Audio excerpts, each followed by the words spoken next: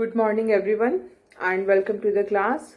We are doing the revision of the chapter globalization, and under this we were discussing the political consequences. We have completed our discussion regarding the political consequences of this globalization. We have seen that because of globalization what happened that the power of the state has eroded, reduced.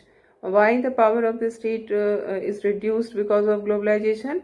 Because the globalization automatically involves MNCs, multinational companies. They are the we can say they are the tools through which this process of globalization is happening. So what we find that these MNCs are very powerful, not only economically, but their political influence is also very great. And because of this, what we find that the government of various countries are forced to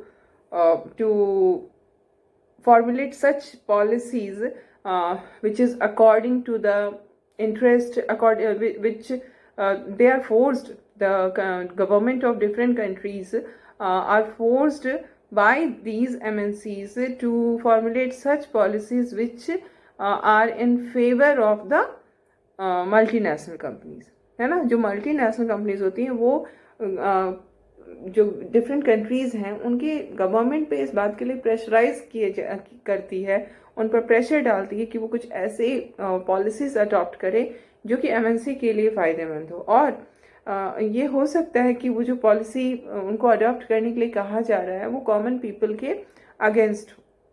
तो जो सरकार होती है, government होती है, उसके power जो होते हैं वो बहुत हद तक कम हो जाते हैं. लाइक हमने देखा था ना कि किस तरह से आज के समय में because of this influence of MNCs, what happened that the function of the state is reduced. Now it is concerned mostly with maintenance of internal peace and security and secure the boundaries of the country, है ना. इन दो के अलावा तीसरा काम, ज़्यादा काम नहीं दिया जा रहा है. स्टेट के काम को कम कर दिया गया है. क्यों? क्योंकि स्टेट के जो है वो फ्रीली काम नहीं करने का उसको रह गया. वो एमएनसी के हिसाब से काम करती है और एमएनसी यही चाहती है कि स्टेट्स का जो इन्वॉल्वमेंट है वो डिफरेंट एस्पेक्ट ऑफ लाइफ में नहीं हो. जो वेलफेयर स्टेट का कॉन्सेप्ट था कि स्टेट का जो इन्वॉल्वमेंट होता है वो इंसान के लाइफ के हर एस्पेक्ट में हो जाता है because of the nature of the welfare state. But वो अब फिर से चेंज कर दिया गया है बिकॉज ऑफ दिस ग्लोबलाइजेशन. जो एमएनसीज हैं वो चाहते हैं कि जो स्टेट है वो बस लिमिटेड काम करे, बाकी सारी चीज़ें जो हैं वो इनके हिसाब से होती रहें. तो ये करना पड़ रहा है. ये कई सारे ऐसे कंट्रीज़ हैं, ख़ास करके हम देखेंगे कि जो डेवलपिंग कंट्रीज़ हैं वहाँ पर तो बिल्कुल ही गवर्नमेंट को एमएनसी की बात के हिसाब से काम करना पड़ता है क्योंकि इतना प्रेशर होता है. और ऐसा नहीं है, बड़े कंट्री, डेवलप्ड कंट्रीज़ भी एमएनसी की को इग्नोर नहीं कर सकते. इवन अमेरिका में भी जो गवर्नमेंट होती है, जब भी वो इकोनॉमिक पॉलिसीज़ बनाती है तो उसमें उसको एमएनसी के हिसाब से बहुत सारी चीज़ों को रखना पड़ता है.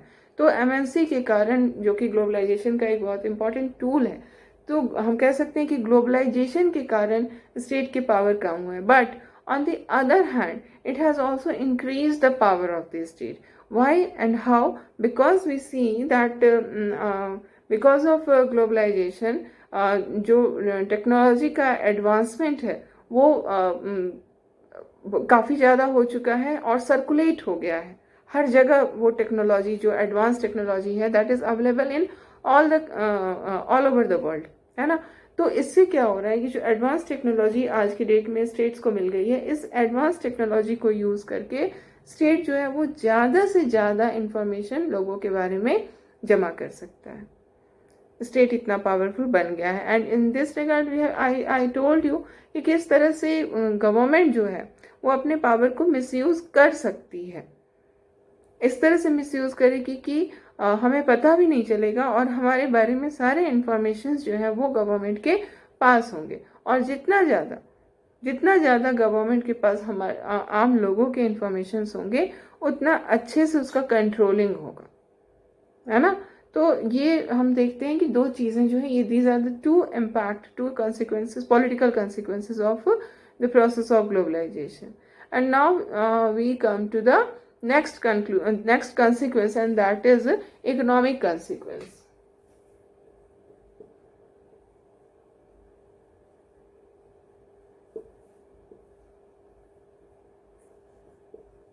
Whenever we talk of globalization, it is our view that globalization is only concerned with the economic aspect of life, as we discussed about this earlier also, कि ग्लोबलाइजेशन जो है वो उसको एक सिंगल डायमेंशनल कॉन्सेप्ट मान लिया जाता है most of the time, but ऐसी बात नहीं है। We have seen that globalisation has political and cultural aspect also. इसी तरह से जब हम इकोनॉमिक ग्लोबलाइजेशन की बात करते हैं तो वहाँ पर क्या होता है कि ऐसा लगता है कि economic globalisation, whenever we are talking about economic globalisation, it is only connected with world institutions like IMF and WTO, that's all. हम जब भी बात करेंगे ग्लोबलाइजेशन की, इकोनॉमिक ग्लोबलाइजेशन की, तो उसका मतलब है कि बस WTO और IMF उनके काम को ही हमें जानना है अंदर इन दिस रिगार्ड। अगर इकोनॉमिक ग्लोबलाइजेशन की बात कर रहे हैं तो बस IMF और WTO के बारे में अगर हम जान रहे हैं तो we are knowing the economic globalisation, but this is not true. ठीक है, ये सही नहीं है। हालांकि हमने I have also started the chapter with the discussion of WTO and IMF, है ना, क्योंकि कोल्ड वॉर खत्म हो जाता है, डिसइंटीग्रेशन ऑफ USSR हो जाता है, and because of that it was the winning situation for the capitalist economy that was led by the US, है ना। तो US की वो एक तरह से जीत थी, और उसके बाद से ही US ने इन दोनों जिनकी हम बात कर रहे हैं, international organisation WTO and IMF, ये यूज किए जाने लगे US की तरफ से अपने इंटरेस्ट को इंक्रीज करने के लिए। और जो भी डेवलप्ड कंट्रीज हैं उनका इंटरेस्ट इसी में है कि जो भी डेवलपिंग कंट्रीज है सबके मार्केट ओपन हो जाए ताकि वो वहाँ पर अपने सामानों को भेज सके, है ना। तो उनकी तरफ से ये प्रेशर डाला गया, but it's not only about WTO and IMF. Whenever we talk of globalization, we must see the distribution of economic gains.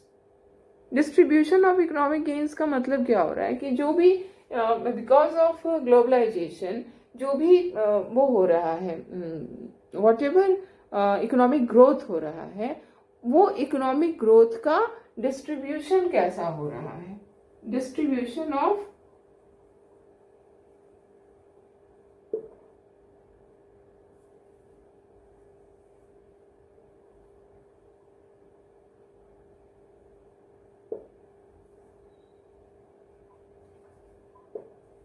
Distribution of economic growth. जो इकोनॉमिक ग्रोथ हो रहा है, जो इकोनॉमिक गेन हो रहा है पूरी दुनिया में, उसका डिस्ट्रीब्यूशन कैसा हो रहा है, किसको क्या मिल रहा है, ये हमें देखना है।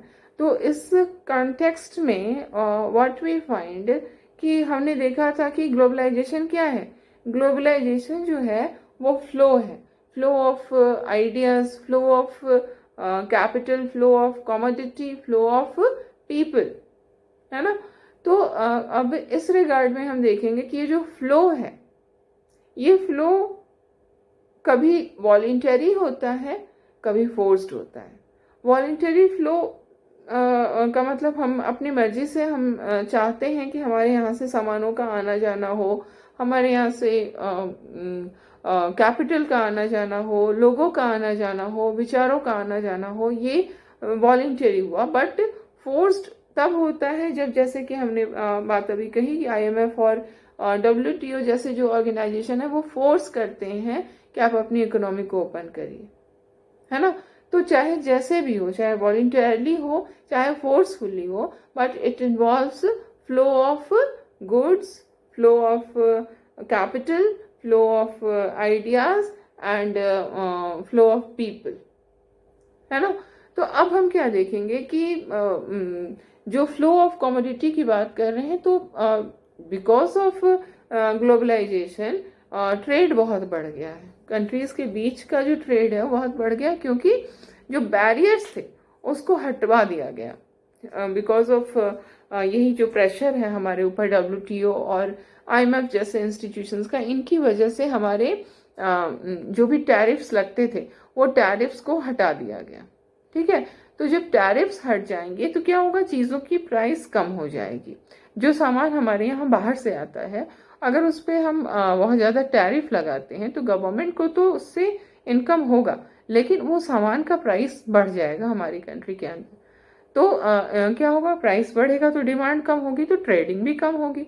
लेकिन अगर ग्लोबलाइजेशन है तो क्या होगा कि जो टैरिफ है वो कम होगा। ग्लोबलाइजेशन का मतलब ही यही होता है कि फ्लो को होने दिया जाए।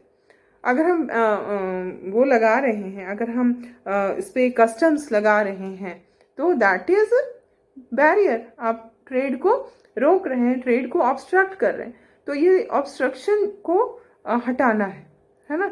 तो इस तरह से हो रहा है, ट्रेड बढ़ चुका है, कमोडिटीज़ का आना जाना बढ़ चुका है। नॉट ओनली कमोडिटीज़, अगर हम देखें तो कैपिटल का भी मूवमेंट बहुत ज़्यादा हो रहा है ना। खास करके ये जो मूवमेंट है वो डेवलप्ड कंट्री से डेवलपिंग कंट्री की तरफ हो रहा है। क्यों ऐसा हो रहा है, क्योंकि डेवलप्ड कंट्री के पास अबंडेंस है। अबंडेंस मीन्स कोई भी चीज़ बहुत ज़्यादा होना।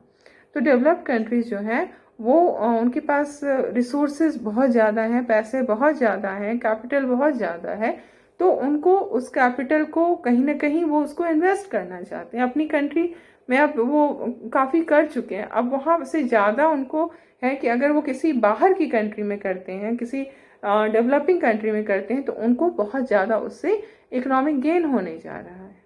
ठीक है, तो मूवमेंट ऑफ कैपिटल भी काफ़ी ज़्यादा हो रही है बिकॉज ऑफ ग्लोबलाइजेशन। एक जगह से दूसरे जगह, एक कंट्री से दूसरी कंट्री में लोग आते हैं, कैपिटल इन्वेस्ट करते हैं, है ना। तो ये हम देखते हैं कि जो डेमोक्रेसी, जो ग्लोबलाइजेशन है, उसके कारण फ्लो ऑफ कमोडिटीज़ बढ़ा, फ्लो ऑफ कैपिटल बढ़ा, फ्लो ऑफ आइडियाज़ भी काफ़ी इंक्रीज़ किया।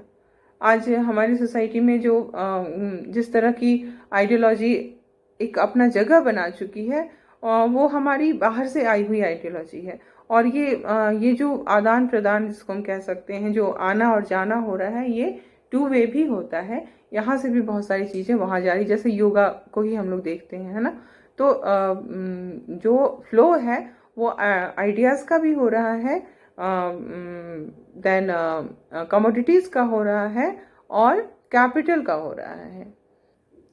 So in this regard what we find that there is lack of yeah, we can say कि it's not lack, reduced flow of people। जो हमने देखा था कि ग्लोबलाइजेशन के अंदर 4 चीज़ों का फ्लो था, तो 3 का तो फ्लो हो रहा है। जो जिस इकोनॉमिक ग्लोबलाइजेशन की हम बात कर रहे हैं, उसके अंदर फ्लो ऑफ गुड्स हो रहा है, flow of people, flow of capital हो रहा है, फ्लो ऑफ आइडिया हो रहा है, बट फ्लो ऑफ पीपल जो है वो नहीं हो रहा है। और इसमें जो प्रॉब्लम आ रही है, जो ऑब्स्ट्रक्शन आ रहा है, वो कहाँ से आ रहा है? The obstruction is from the developed countries.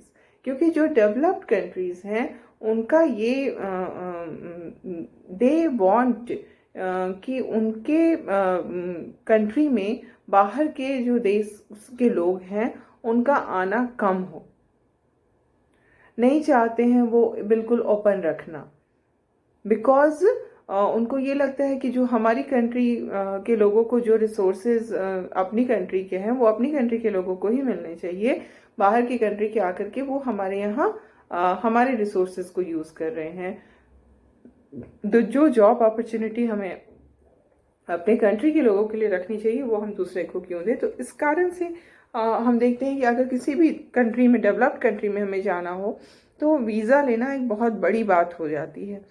तो ये इसको जानबूझ के, मतलब डेलिबरेटली इट इज़ डन कि जो पीपल का मूवमेंट है उसको ऑब्स्ट्रक्ट किया गया है, क्योंकि वो अपने हिसाब से चीज़ों को करना चाहते हैं।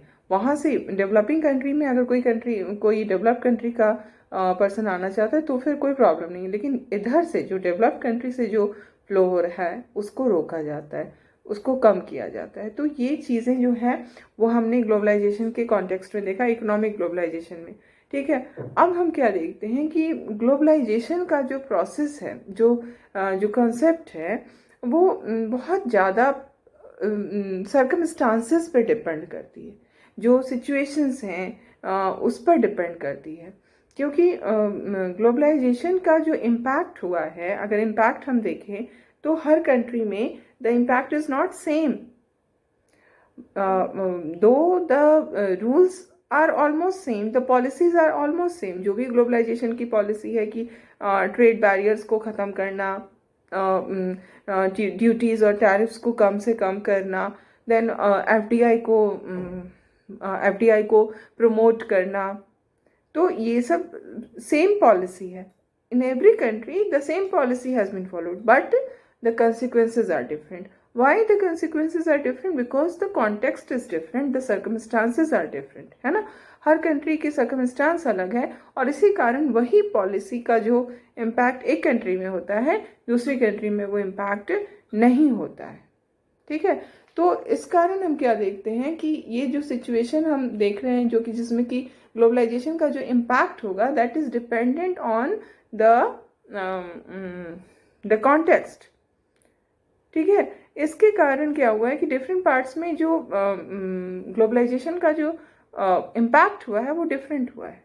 कहीं तो ये बहुत अच्छा किया है, बहुत काफ़ी पॉजिटिव हुआ है, और कहीं इसका उतना पॉजिटिव कंसिक्वेंसेस नहीं हुआ है। तो इसलिए हमें कंसिक्वेंसेस को, जब हम इकोनॉमिक कंसिक्वेंसेस को देखेंगे तो कॉन्टेक्स्ट में ही इसको हम जज कर सकते हैं। ओके, और एक चीज़ और हम देखते हैं कि because of this economic globalisation what had happened कि एक डिवीज़न ऑफ ओपिनियन हो गया है। एक तरफ कुछ लोग हैं, on the one hand there are some people who support the process of globalization. On the other hand, there are some who are completely against this process of globalization. तो ये जो है वो हम कह सकते हैं कि जो भी लोग हैं वो दो पार्ट में बटे हुए हैं। कुछ हैं जो सपोर्ट कर रहे हैं, कुछ हैं जो अपोज कर रहे हैं। तो जहाँ पर अपोज करने की बात आती है वहाँ पर जो प्रॉब्लम आती है वो क्या है, वो है सोशल जस्टिस की प्रॉब्लम।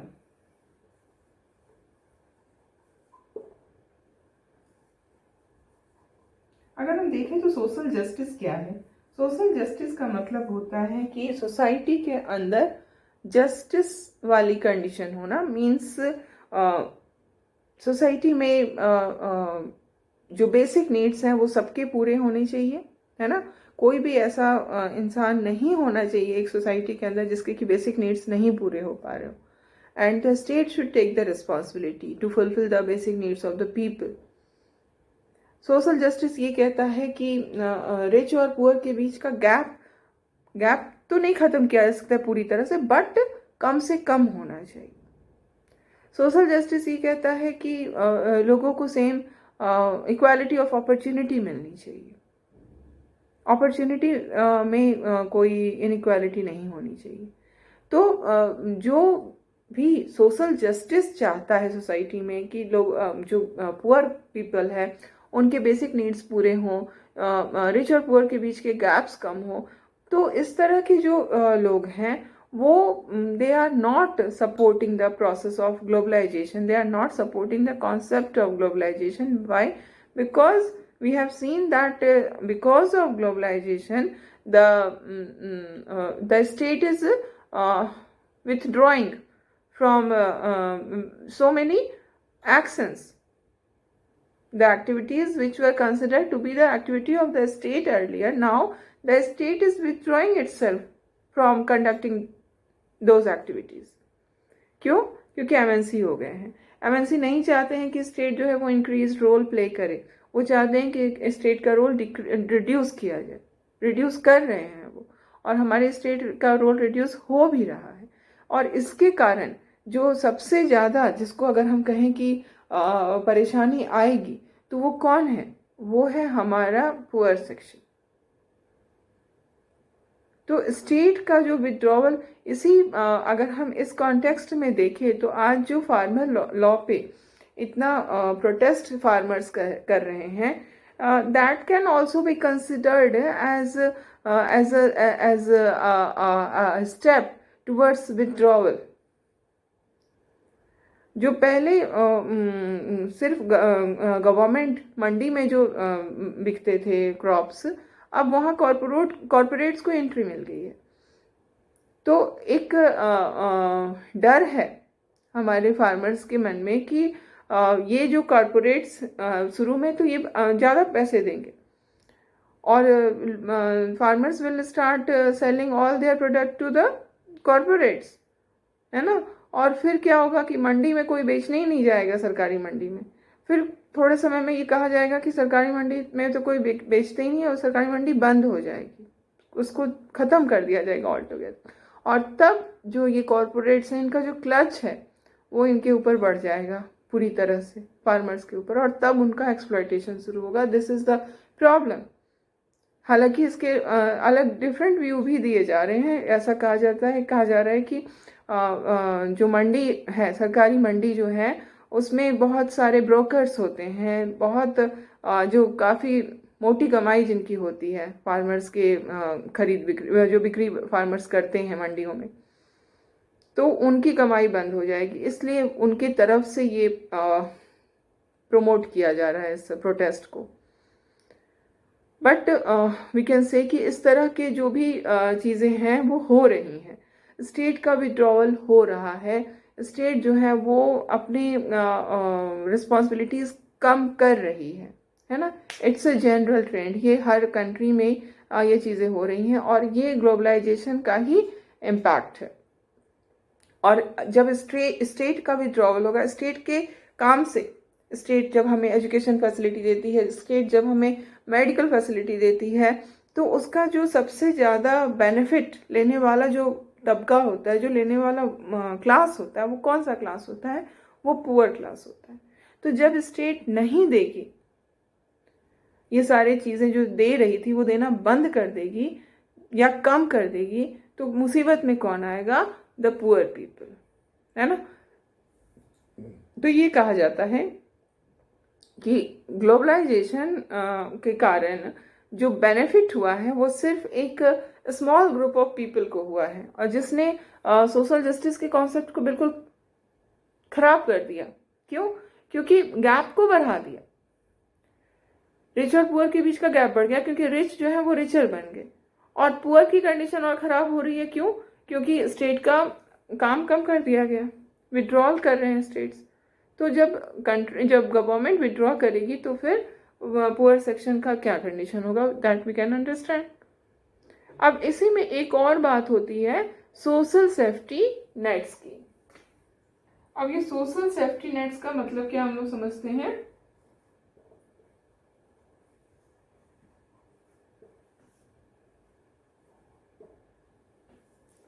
सोशल सेफ्टी नेट्स, इसमें हम क्या देखेंगे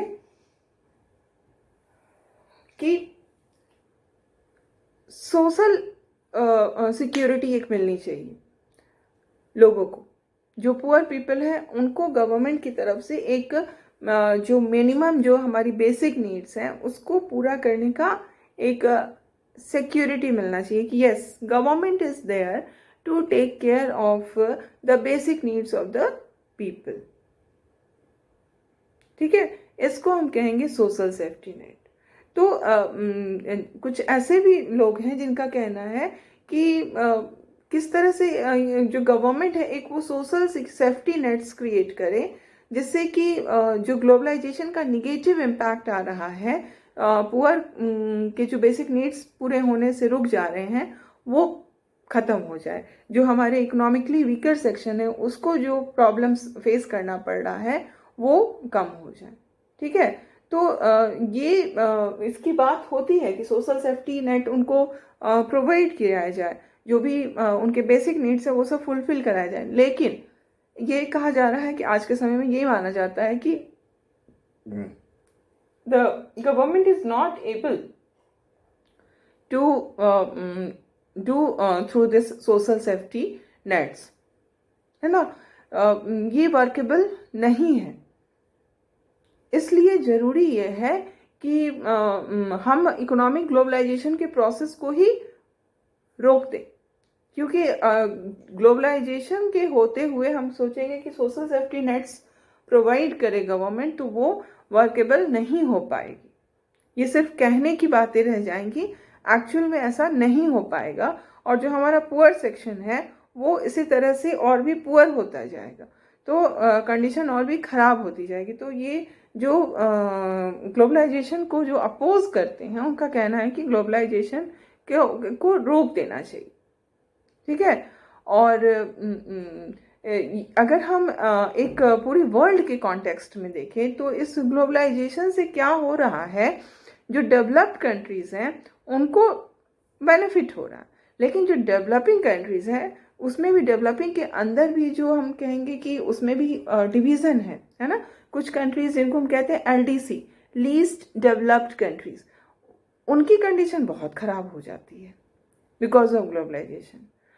ग्लोबलाइजेशन के नाम पर क्या होता है कि जो इस तरह के जो डेवलपिंग कंट्रीज़ हैं, जो लीस्ट डेवलप्ड कंट्रीज़ हैं, उनकी मार्केट पे पकड़ हो जाती है मल्टीनेशनल कंपनीज़ की, जो कि डेवलप्ड कंट्री को बिलोंग करते हैं। उनके रिसोर्सेज डेवलप्ड कंट्रीज़ के कंट्रोल में आ जाती है।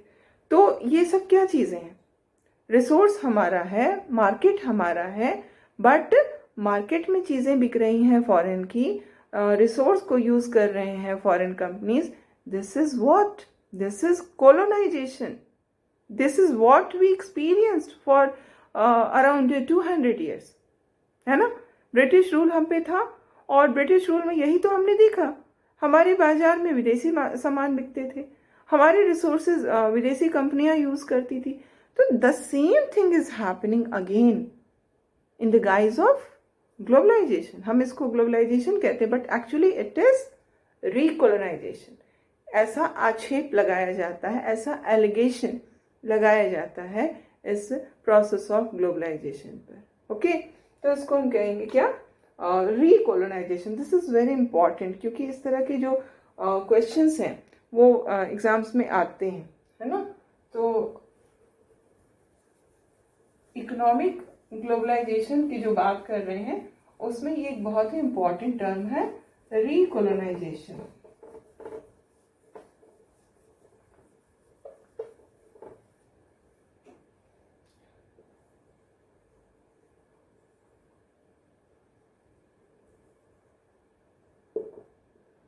रिकोलोनाइजेशन हो रहा है, फिर से कॉलोनीज बन रही हैं, और हम यही देखेंगे कि जो ग्लोबलाइजेशन है उसका वो फेवरेबल है डेवलप्ड कंट्रीज़ के लिए, और जो डेवलपिंग कंट्रीज़ हैं उनके लिए वो that is just like colonisation. क्योंकि हमारे बाज़ार को ओपन कर दिया गया, मार्केट को फोर्सिबली ओपन किया गया, हमारे रिसोर्सेज को वो यूज़ कर सकते हैं, हमारे यहाँ वो कैपिटल इन्वेस्ट कर सकते हैं, तो फिर हमारा बचा ही क्या, है ना। इसी को हम इसलिए इसको रिकोलोनाइजेशन कहते हैं। तो ये हमारा हो गया कि ग्लोबलाइजेशन का जो इम्पैक्ट है, जो कंसिक्वेंस है, वो अलग अलग है, हर कंट्री के लिए अलग अलग है। जैसे जो डेवलप्ड कंट्रीज़ हैं उसमें अलग उसका इम्पैक्ट आता है, डेवलपिंग कंट्रीज़ में अलग इम्पैक्ट आता है। डेवलप्ड में ये बेनिफिशियल होता है, लेकिन डेवलपिंग में ये हार्मफुल बन जाता है। तो it depends on the context कि ग्लोबलाइजेशन का क्या इम्पैक्ट होगा।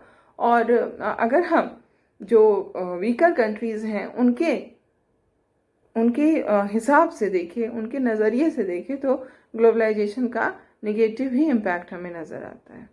और अब हम देखेंगे कि जो ग्लोबलाइजेशन को सपोर्ट करने वाले जो एडवोकेट्स हैं उनका क्या कहना है, on what ground they support this globalisation, उनका कहना है कि ग्लोबलाइजेशन से इकोनॉमिक ग्रोथ बढ़ेगा, वेलबींग बढ़ेगा, और ग्रोथ और वेलबींग के बढ़ने के साथ ही साथ क्या होगा कि पूरी शुरू में तो कुछ ही लोगों को फ़ायदा होगा, लेकिन थोड़े समय में उसका फ़ायदा जो है वो सारे पूरी की पूरी पॉपुलेशन को मिलना स्टार्ट हो जाएगा. So we will continue our discussion in this regard in the next class. Okay, this is all for today.